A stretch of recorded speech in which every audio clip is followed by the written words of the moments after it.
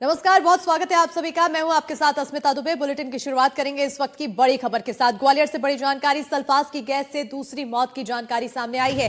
बेटे के बाद बेटी ने भी दम तोड़ दिया। माता पिता की हालत अभी भी गंभीर बनी हुई है। तो सल्फास से बनी गैस से बीमार हुए थे। गेहूं में रखी गई थी सल्फास की गोली, तो केस दर्ज कर जांच में जुटी है पुलिस। गोला का मंदिर इलाके का यह पूरा मामला है।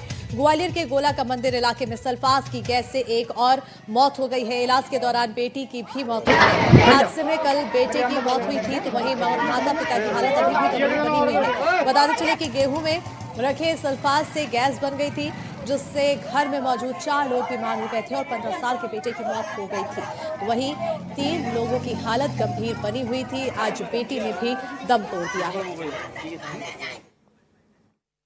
ये गोला का मंदिर क्षेत्र में एक श्री कृष्ण शर्मा हैं, जिन्होंने अपना मकान सत्येंद्र शर्मा जी को किराए पे दिया हुआ था और उन्होंने अपने उस मकान में गेहूं भरे हुए थे। गेहूं को कीटनाशक से बचाने के लिए कीटनाशक गोलियां डाली थी।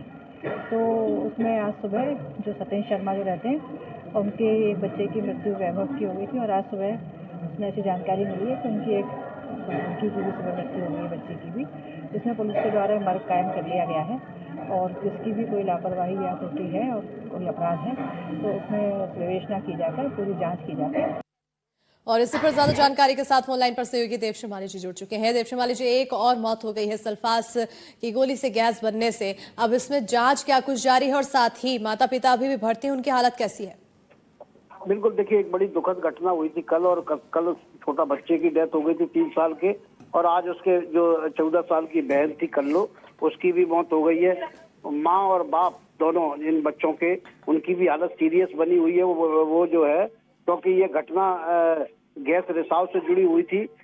जो जिस मकान में रहते थे, उसके मकान में मालिक के गेहूं के बोरे रखे थे, उसने एक दिन पहले उस पर सल्फास का छिड़काव किया था और उस छिड़काव के बाद जो गैस रिसी वो ये किराएदार के मकान में घुस गई, जिसमें जो मासूम बच्चा था, कल 4 बजे ये घटना है।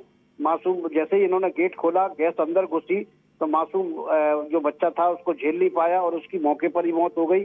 बाकी 3 लोगों की हालत गंभीर है। जब इन लोगों को पता लगा तो लोग इन्हें लेके अस्पताल पहुंचे। कल से तीनों जीवन और मौत से संघर्ष कर रहे थे, लेकिन कुछ देर पहले जो बच्ची थी 14 साल की, उसने भी दम तोड़ दिया है। तो इस तरह से मरने वालों की संख्या इसमें 2 हो गई है।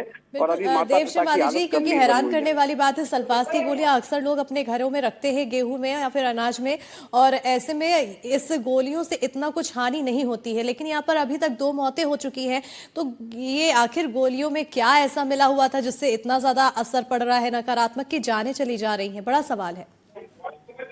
देखिए, वैज्ञानिकों का कहना यह है कि जो सल्फास की गोलियां होती है, उसमें जो केमिकल होता है, उसमें अगर नमी आ जाए या पानी छिड़क दिया जाए तो उससे एक विशेष प्रकार की जहरीली गैस बनती है। और वो जो केमिकल चेंजेस से जो गैस निकलती है, वो उससे लोगों का दम घुट सकता है, दम घुट जाता है।